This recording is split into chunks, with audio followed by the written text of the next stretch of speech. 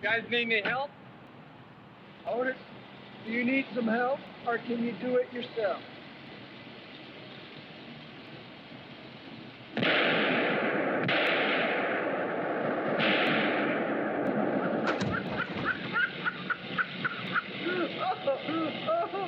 Feel better? Yeah. Break open the home movie, because this week we're doing Henry, Portrait of a Serial Killer. Made in 1986, the film didn't actually get its release until 1989. Now obviously part of this was down to the graphic nature of the film. It had a real hard time getting past the censors.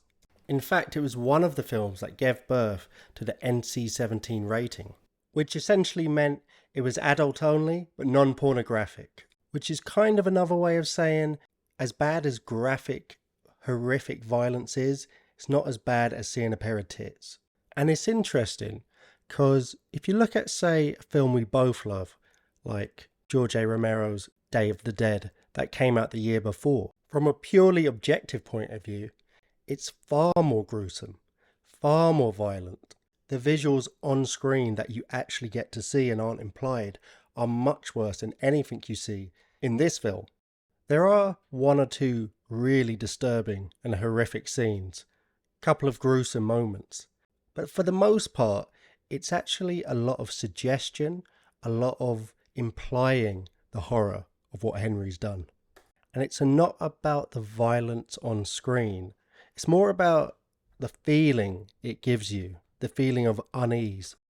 And when the studio actually went to the censors and asked, what can we cut out of this film? Or how can we change it in order to get it passed? And the censor board said nothing. There's not a single change you'll make where we will approve this film. Which goes to show it wasn't about what was actually in the film or its content. It was about the feeling it was giving people. Really, it's the ultimate compliment to the film and the director and the cast in that they were so successful in taking you inside the mind of a psychopath. It was so psychologically disturbing to so many people, whether it was when they were showing it at early festivals and having mass walkouts, and the director was being harassed by people telling him, you can't do this, you can't make a film about a psychotic killer who wins at the end. Or it was the censor board being unreasonable. Either way, all these things are essentially the ultimate stamp of approval for the director. This film is without a doubt the absolute best portrayal of a serial killer. Fuck Jason, fuck Freddy Krueger, fuck Michael Myers. Henry is so steeped in reality and has such a feeling of authenticity, which makes it a million times more disturbing than any of those could ever be. Obviously, all these things together made it very hard to get the film into cinemas, but the actual main reason it was delayed is because the studio was really unhappy with what they finally saw.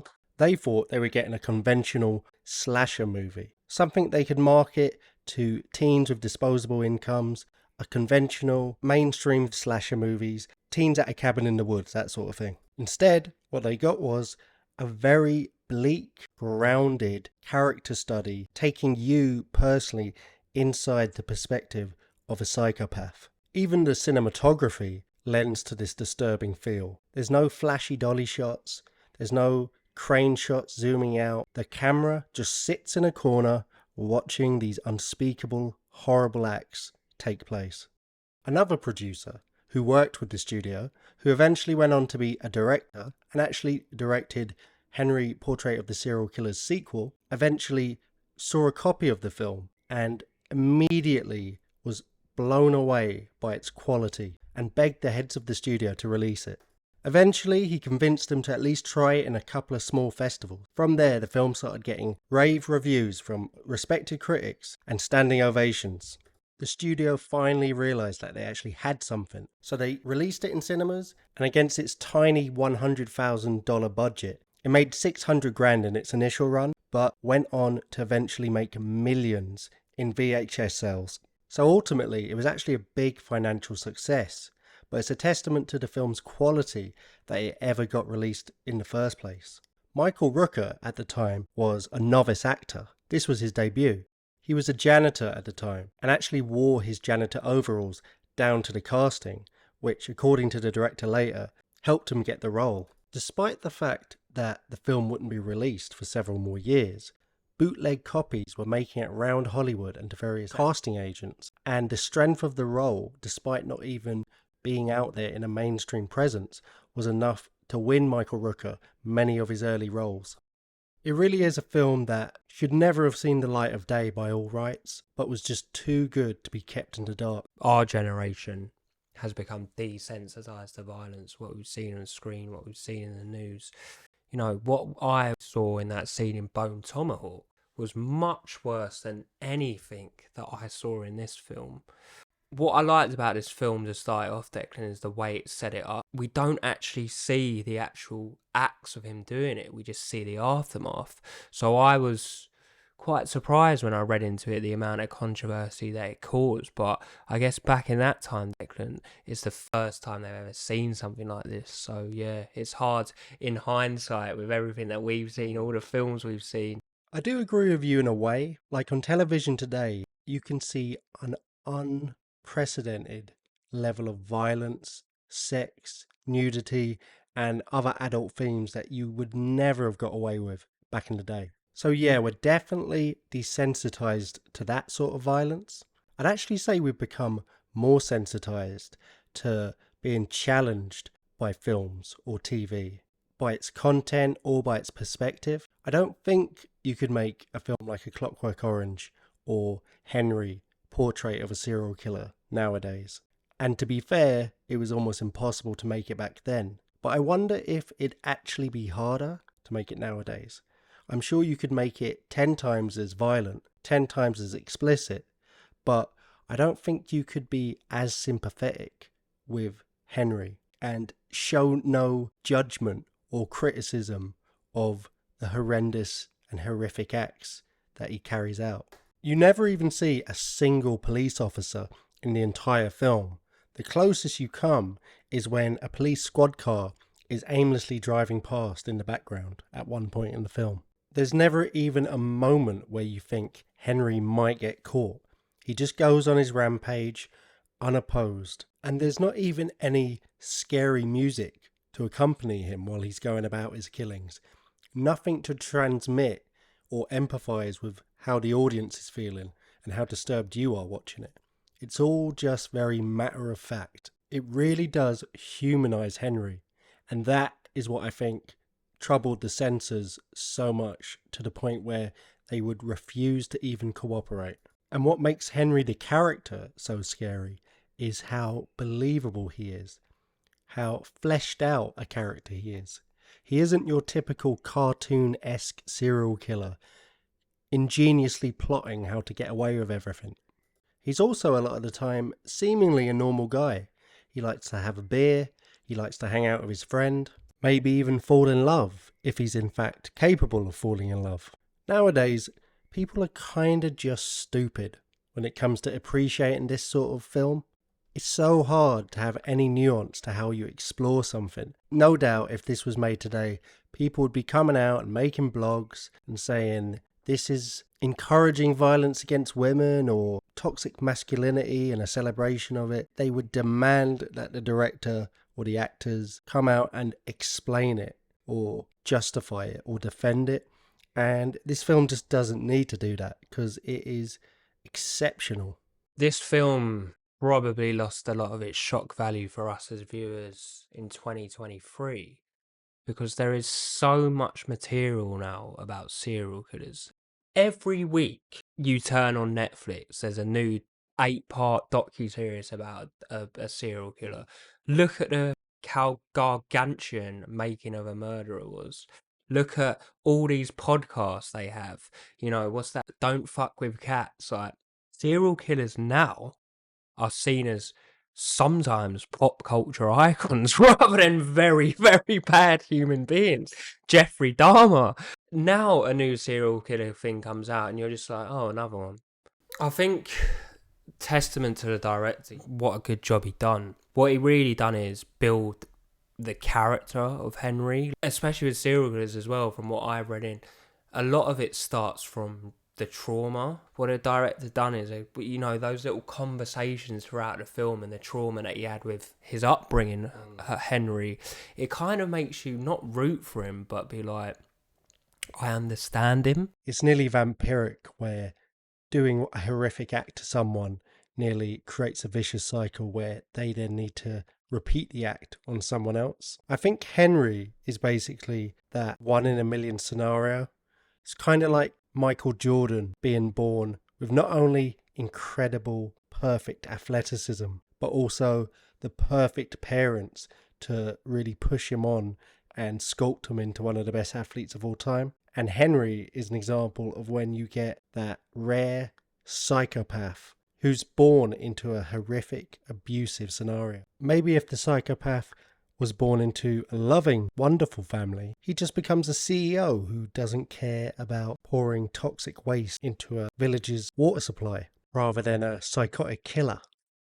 The film opens with lingering shots on various murders. One girl's left naked in a park as we zoom out. A prostitute is horribly butchered in a motel room. We see a body floating in a river. Interwoven with the gruesome aftermath of these murders, we see Henry just going about his business on a normal day, filling up his tank at the gas station, politely flirting with a waitress in a diner. And she does seem to find him attractive. Henry definitely has a Ted Bundy-esque vibe about him. He's not your average profile of a serial killer. I actually liked how the murders early on in the film were handled. When you're dealing with depictions of horrific violence against women, especially, it can be very uncomfortable. But there was a certain dignity to how they handled it here. It wasn't about the killer, it was more about the victim. You wouldn't actually see the murder taking place. You'd just see the aftermath, but you'd get to hear an audible flashback to their death struggle.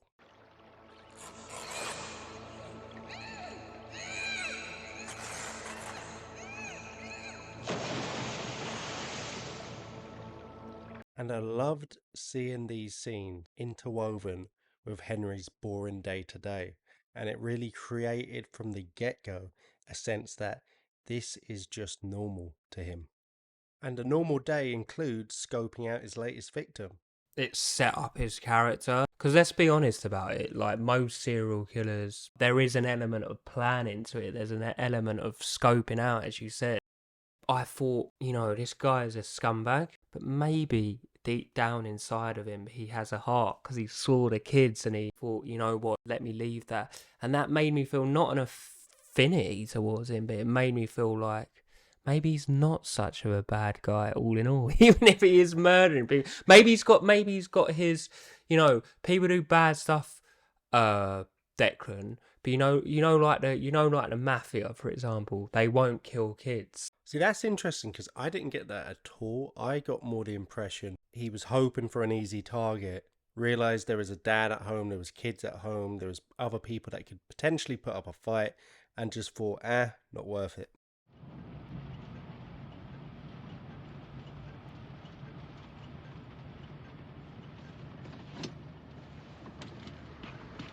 Hey, are you going to the city? Sure, hop in.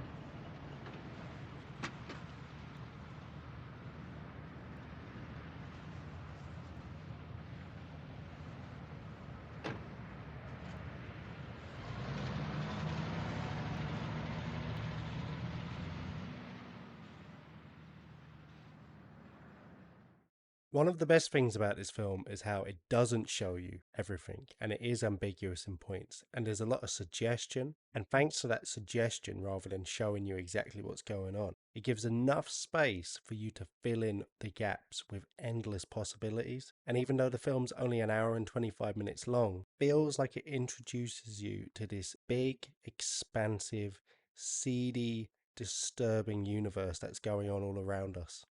It's not long before we're introduced to Becky and her brother Otis. She's running away from a failed marriage and an abusive husband, leaving her daughter behind to be looked after her own mother.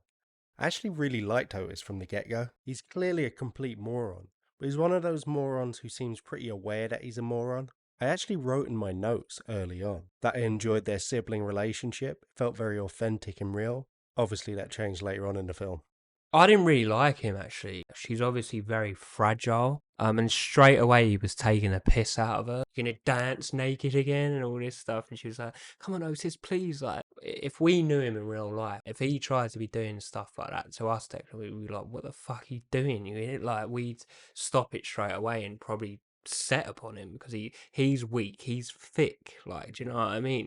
But I found him to be a bit of a bully, especially later on when they get back to the apartment. And he's doing all this, get your nice brother a beer and all this like weird shit. Straight away, you saying that you got it wrong. I clocked straight away. There's something very weird about this guy when he kept banging on and on and on about her being I guess, a stripper.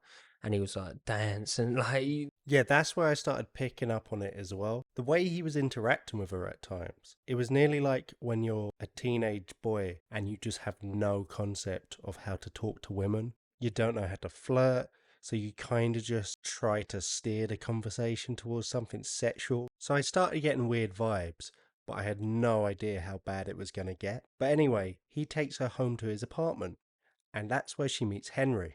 It's pretty obvious. Immediately, she feels a physical attraction to him. She's given her brother the eyes to introduce him. Again, we get to see the duality of Henry's character because he's very chivalrous. Despite the fact that he's paying for room and board, he won't take no for an answer about Becky taking the bed, and he'll sleep on the couch. A few days pass, and Becky is probing Otis for information about Henry. And Otis seems to have a big mouth because despite the fact that Henry told him never to tell anyone, he reveals a lot of details about Henry's past, including why he was in prison. What was he in for? You don't want to know. What'd he do, kill his mama? Uh-huh. Come on, what was he in for? You don't want to know. What'd he do, rob a bank or something? You were right the first time. Huh? You were right the first time. He killed his mama. Don't you ever tell him I told you. You're kidding me. No, I ain't. Yes, you are. All right, I'm kidding you. Just don't ever tell him I told you. That made me laugh because imagine if you turned up to like some random like flat, even though if you're, if your brother were like, yeah, my flatmate murdered someone. I'm like, well, I'm leaving, I'm going then, like, and she just like, really? He's like, don't tell her. Don't say anything. It's like, I can't keep even the smallest secret, like, oh, them two fucked or something. I'll be like, I want to, like, tell everyone, let alone if you turn around to me and was like, I'll be like, I'm saying it. And it's not long before Becky and Henry are spending an evening in together, playing cards, when she brings it up. And it was a very well directed and very tense scene because we know by this point Henry has murdered all those other people. And then it cuts to Michael Rooker. Great acting. He's like, stops for a second, taken aback. Straight away, I thought he was just going to murder Becky straight away. It was one of my favourite scenes in the whole film, and weirdly, kind of a beautiful scene. I'm a sucker for twisted love stories. I get a kick out of them, so I was happy the film was headed in that direction. It's really interesting how she has this sort of fascination with him. She questions him about killing his mother, but it's not out of a position of fear. Almost immediately, she feels this incredible emotional connection with him. She beat me too, a lot. She beat me when I wouldn't watch it. And sometimes she beat me and make me wear a dress and watch her doing it. Then they laugh at me. She made you wear a dress? You think I'm lying?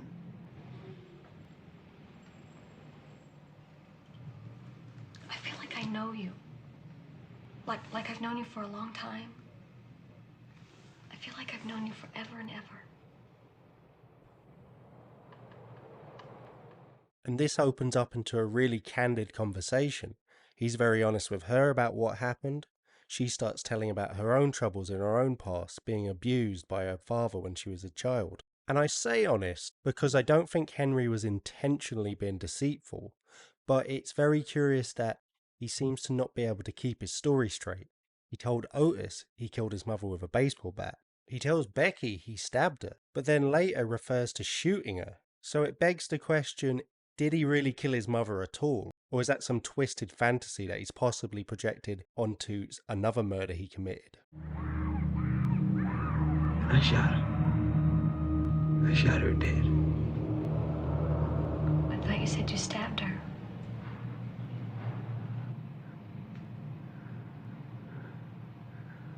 Oh, yeah. That's right. Yeah, it's kind of it very much reminded me of Heath Ledger's Jokers. How I got these scars, and then he always tells us different stories to every person he does it to. That whole psychopathic, making stuff up. I believe the background story, because she says like, "Oh, your mother must have been horrible." He tells the whole story of her being a prostitute, essentially, her making him watch her fuck clients and while he's crying, all this. I believe that because predominantly most of Henry's victims in the film are seemingly working girls, aren't they? And he's taking it out on them. So I believe that aspect. I don't 100% believe the story. There's stuff he's hiding or lying about. Some beautiful dialogue in this scene, the line about she was a whore and I never held that against her. It was how she went about it. Don't know why that really stuck with me. But also we get to hear about Becky and her awful childhood, and that when she went to her mum, she didn't believe about the abuse the dad was committing. It's very emotionally intelligent writing, because there is something in reality about when people divulge really, really deep personal secrets with each other. It creates a connection. I remember reading about a study that was done years ago where they had hundreds of strangers meet up and just spend an hour divulging secrets with each other. And the result was many of them ended up having relationships, later getting married, creating families together. And that concept really comes across in this scene. And that's what elevates this film so far above your other run-of-the-mill exploitation films. Even if you don't know much about psychology, which I don't, even if you don't know much about serial killers, which I don't, there's a level of authenticity that comes across in this, which is what makes this film so terrifying, even if a lot of the violence isn't even on screen. In a way, the serial killer stuff is secondary in a lot of this film. It takes up less time than the character building, to be honest. And that's, as you said, that's what elevates this as a film compared to just standard slasher murderer films. What amazes me about this film, Declan, is I went away from this really having an affinity to some of the characters in this in the period of 1 hour 25 minutes. I'm like, what a fucking job from the director. So the weeks pass and they kind of form this weird happy family dynamic. And there's a great scene where Otis goes to visit his parole officer, and you see they're chatting and they're sort of catching up, and parole officer, the whole time he's kind of busy and distracted, and he asks, oh, can we finish early? Because, I got to go pick up my daughter or take her to the dentist or whatever. And it really gets across this sense of he's a good guy. I'm sure he cares about his job. There's just not the resources or the time to properly check and vet these people when they're released from prison. It's just a great little insight into how society doesn't have the resources or doesn't commit the resources to properly check on these people and keep us safe. A lot of people that go back to prison, the system's failed them. But America's different, but in this country, they can't get employment. The place where I work is quite good at, within reason, if you're honest about committing a crime and you declare it during the recruitment process, 9 times out of 10 will give you a job. You've been honest about it. People lie, and then we find out later, no, because they're not fully healed. They're ready to, but if you can't get a stable job or no one's listening to your concerns, you're gonna go back to what you were doing. You like it better than dancing naked? Don't start with me, Otis. You used to dance naked? Sure, all the time around the house. Otis, Best little naked dancer you ever saw. you never. So we've seen little hints of the weird relationship between Becky and Otis. But now, finally, the audience and Henry finally gets to see it firsthand. I just want a beer. Come on, bring your poor old brother a beer, will you?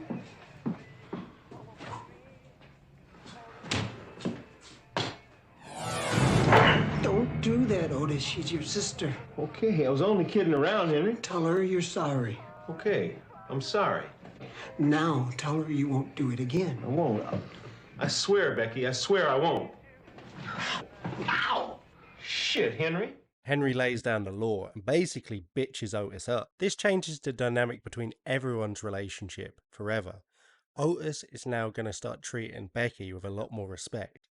Becky is even more in awe of Henry, and Otis now fully defers to Henry in pretty much any scenario. Michael Rooker is quite big in this. Like, he's a big guy, like, so he could easily grab people up if he wanted to. And that does play into being able to overpower his victims as well. Because at the end of the day, if he was like a tiny guy, like, he ain't overpowering anyone. So it was good.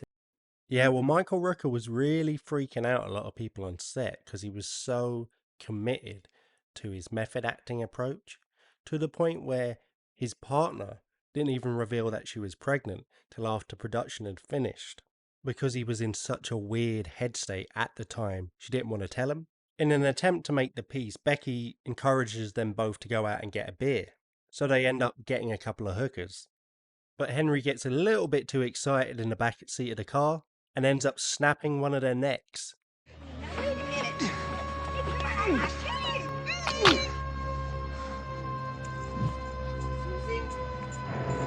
Susie!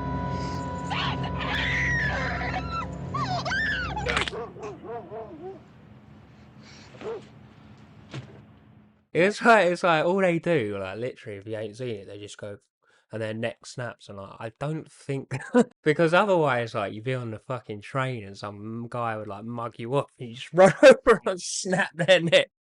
And it's a significant moment because Otis obviously knows that Henry's no Boy Scout, but I don't think he had any idea of the extent to what a psychopath he is. And as they drive away after disposing of the bodies, he's panicking and worrying, thinking the police are going to find us. And Henry is just cool as a cucumber. And they punctuate that by having them go to get food. And Henry is just eating like there's no issue, whilst Otis has zero appetite, but not because he's traumatized, because he's worried about himself ending up in prison or getting caught. And this starts off a really interesting evolution in their relationship. As the fear starts to fade, he sees that little twinkle in Otis's eyes, the curiosity. Well, I was actually thinking, Declan, that now Otis has been witness to it, that Henry was just going to take him out. He'd be like, well, Otis is an idiot, basically. He's already number one, Declan, blabbed about me murdering my mum to Becky. So who's to say that he's not going to just blab to the police about this incident? It's that thing when everyone else in the room is saying it's okay, then what is the line of morality? How easy is it for a person to have the goalposts shifted? And for someone who's already a bit of a psychopath, it doesn't take a whole lot of pushing for Otis to completely unravel. The TV breaks, so in the search for a bargain, they go to a man who sells stolen goods. I really like this actor. Apparently improvised pretty much all of his lines and insults, and part of me assumed Henry would kill him the moment he was insulted by him. But that's not his MO. His MO is going after vulnerable women. And a lot of the time, I don't think he's just killing anyone for the sake of it. He has a particular profile of victim he likes to especially target, but if nothing else is going, he'll kill anyone. Henry and Otis are trying to leave, but the guy pushes his luck a little bit too far, tries to rob him, and ends up paying the price. I really like this special effect as well for his death scene, where they had the TV already placed on his head and pulled it off, and then reversed it afterwards. Simple, but very effective. Having now killed 3 different people over 2 occasions, you can see that it's starting to become very normalized for Otis. And a few weeks later, when during a moment of stress, Otis says, "Oh, I could kill someone." I'd like to kill somebody. Say that again. I'd like to kill somebody. Must mean you go for a ride, Otis. And he knows now he's got his man. He's got his partner in crime. And the 2 of them go on the mother of all rampages. How bad did you feel for that random geezer, the good Samaritan who stops to help them when they're pretending they're broken down? You guys need any help? Otis, Do you need some help, or can you do it yourself?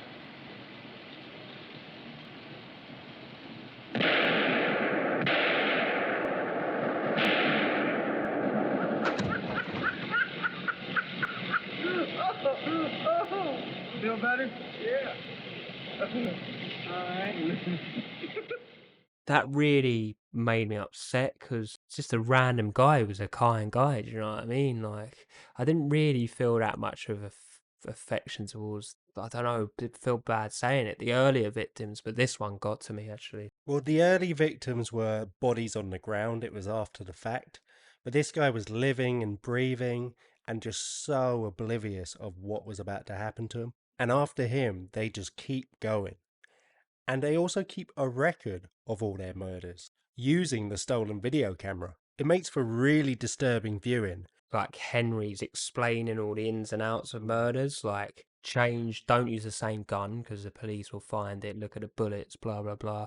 Don't murder in the same places, drive around a bit, different kinds of victims. So it kind of, even though we talked about the severe lack of police presence or any repercussions of it, I like the fact that he had methods to not be caught. Well, speaking of police, there was a real life Henry that this serial killer is based on. He also, in real life, had a partner in crime named Otis. And although he clearly did murder a large number of people, he was also notorious for admitting to murders that he didn't actually commit. And as a result of this, he would get better living conditions in prison. And some people suggest, looking at it, that there was a bizarre, mutually beneficial relationship. Like a transaction was going on. You get these murders moved from unsolved to solved, and will provide you better living conditions. A lot of it, Declan, would be because there'd be like no profiling DNA, as you said. It'll be fucking blind luck. Like how they found the Yorkshire Ripper was just like, obviously they were looking for this guy. They knew something. They stopped his car and he had a bunch of hammers and shit in it. They were like, fucking hell, like just blind pure luck. Henry and Otis are full swing into their killing rampage when we get to the most disturbing scene in the whole film, where we see, through the eyes of the video camera, the brutal home invasion, torture, and murder of an entire family. At one point, Otis is molesting the screaming wife when their son comes home in the middle of it, and he himself is also killed. And to be honest, I don't even know if I want to use clips of it for the review, because it was the one scene and one of the few scenes I've ever had watching a film when I've genuinely been upset. And the sickening thing about it is not only have they done it, but they're getting sexual gratification over these horrible crimes. What are you doing? I want to see it again.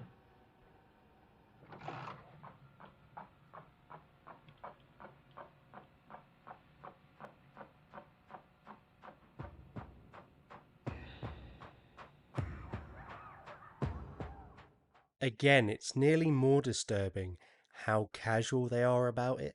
When they're watching the crimes back, they had the same sort of glazed expression you might have watching a sports event or a TV series you're not particularly invested in. It's just second nature to them. It's a far cry from Otis seeing his first murder and being like, I can't eat my fucking dinner. It really shows the evolution of it. As Otis leans further and further into his sadistic side, he seems to become a lot more confident and starts to challenge Henry more. This leads to a lot of clashes between the two of them. At the same time, Becky's learned that her ex-husband is now in prison for murder and feels confident enough to go back and get her daughter, and she wants Henry to come with her. While there's been no actual kissing or sexuality going on between the two characters, they're essentially in love, or at least as much in love as Henry is capable of being. He's thinking about it, but he's not sure. It's very late notice and she's leaving tomorrow morning. But he decides to take her out for a steak dinner. Actually, they do kiss once during an improvised scene, which I absolutely love. The three actors are using the stolen camcorder. Otis is videoing Becky and Henry as they dance about, essentially giving them directions. And it's a brilliant scene that shows how well the actors knew the characters, Becky's innocence, but also infatuation with Henry. We see Henry's allure towards Becky, but also his inability to be vulnerable and intimate with a woman without feeling rageful, violent impulses. And Otis just being a complete creep, urging his sister and best friend to kiss in front of him and then go further. Oh, come on, more. More. More! More, damn it!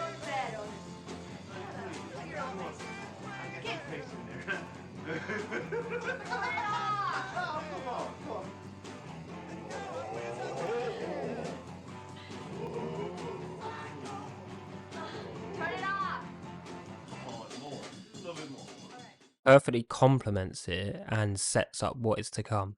You said earlier about the scene that you found the most disturbing. I actually found this one the most disturbing. So Henry and Becky come back after their steak dinner, and he finds Otis has fallen asleep in front of the telly, playing back their murders. Becky could have just walked in and seen it, so you see he's pissed, but he doesn't wake him up, because Becky pulls him towards the bedroom. She's instigating it, but you can see Henry wants to do it, but he just can't. He can't bring himself to do it. He can't handle the intimacy.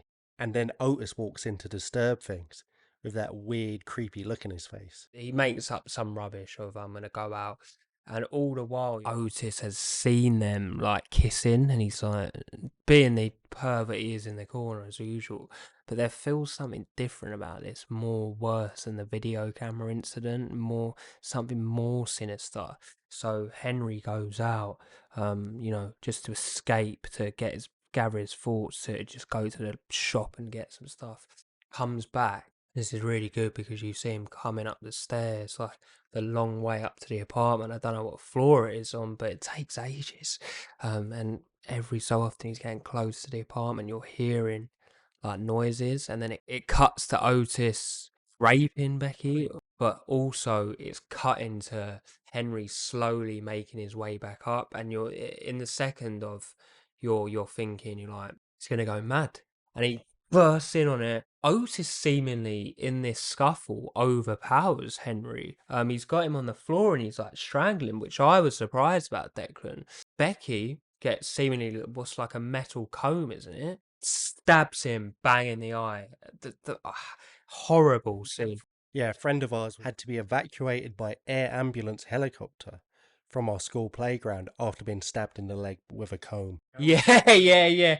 Shout out. Originally, the cinematographer attached was going to do a handheld kind of documentary approach, but he had to leave, and when the new cinematographer came in, they decided to go from a completely different angle, fly on the wall style, with a lot of static shots watching what's going on. And that creates such a more disturbing feeling inside you as you're unable to look away and you're just looking point blank at this horrific act happening on screen. And the actor playing Otis really sells it well because you know exactly what he's going to do just by the look on his face before Henry leaves. But it's still just so disturbing watching him rape Becky, his own sister. And if that's not bad enough, he then starts to choke her with a pair of tights. And in fact, while filming, he choked her so much that she actually passed out during the filming. And you just think, fucking hell, poor Becky. Poor Becky, but I knew Otis was going to get taken out, and I was wanting it to happen by this point. Scumbag gets stabbed in the eye, crawls over, screaming in agony, and then Henry does what Henry does best.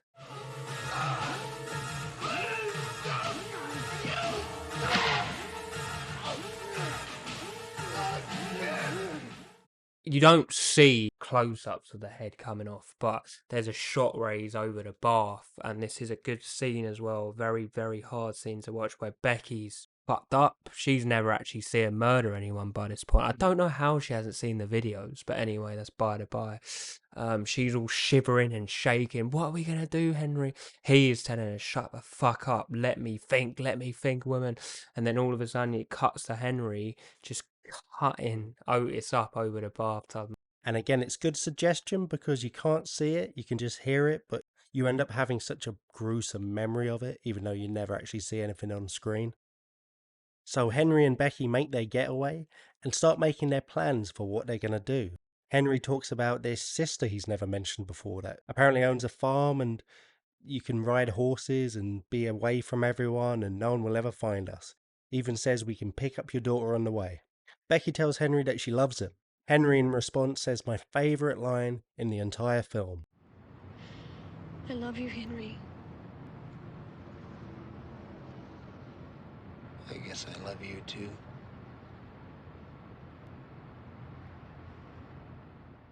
Which just so perfectly sums up his character, an observer of other humans. He's almost like another species. He cannot understand the people around him. He can put on their clothes, wear a human disguise on his face in the form of proper etiquette and smiling at the right time and trying to copy how other people interact with each other. But when it comes down to it, he just doesn't understand other people. It's as if he doesn't have a soul.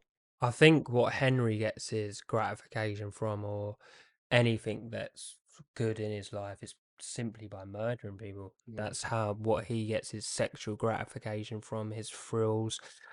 He's 100% made up the sister because he says some bullshit about she owns a ranch that raises horses, and I was like, bullshit. And as much as obviously Henry is a hunk of shit, I did feel like there was going to be some sort of redemption there, and I was nearly invested in it happening.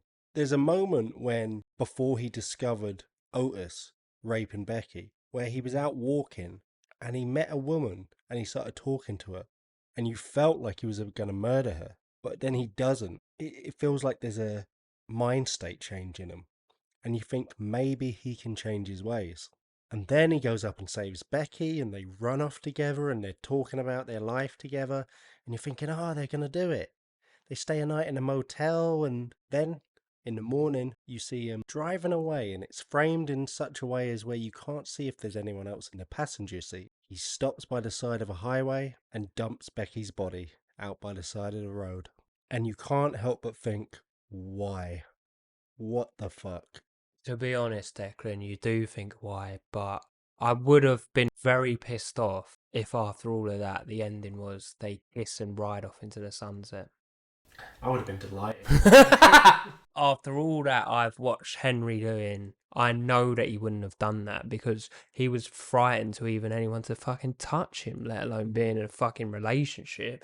So him murdering her is what it is. That's what he does. That's what he does. It'll sound like Rio Ferdinand and Beat Sport. Was I upset that he killed Becky? Yes, I was. Was I surprised he did it? No, I was not. It's kind of like the old riddle about the scorpion and the frog. It's just in his nature. He doesn't understand himself any more than someone else is going to ever understand him. And this is just always who he will be. You have to question her decision. As you said earlier, ex-husband going to prison for murder, finds out that the flatmate is a murderer, but yet seemingly loves him for it, falls in love with him, and wanting to bring this murderer to her daughter? From her understanding, he was also horribly abused by his mum, and she can take the memories and the trauma of being abused by her own father and no one believing her and him never getting his comeuppance, and she can project those feelings onto Henry, who did take charge of the situation and probably did what she wished she could have done. Then combine that with the fact that there's a physical attraction and then an emotional connection, then I don't think you can really blame her. And as Henry drives away, leaving her body by the side of the road, you feel exactly how you should feel after watching a grounded, authentic serial killer film. Completely empty. I felt empty, drained, and sad after watching this, and I don't, and that was just my true feelings. As you said, I think I started fucking watching Shrek or something, or Monsters Inc. or something so nice, as you said. But to add on to that, to the viewers watching, I don't want that honest review from me to stop you watching this. I don't want that to scare you away from watching this, because this is definitely worth your time. It's 100% recommendation from me. Without going for shock value at any time, this still manages to be the most disturbing film I've ever seen. And although you're seeing some of the most disturbing, horrific, and graphic depictions of violence I've ever seen, it's underpinned by an emotional intelligence in the writing, directing, and performances that just makes this one of the most unique film experiences I've ever had. This is a rare 10 out of 10. And by all rights, we should never have even seen it. The fact that this film managed to even make the light of day just shows that its quality was undeniable. So that's an easy recommendation for Henry, Portrait of a Serial Killer. More, come on, go for it. Come on, that's it. Use your hand, work your hands there.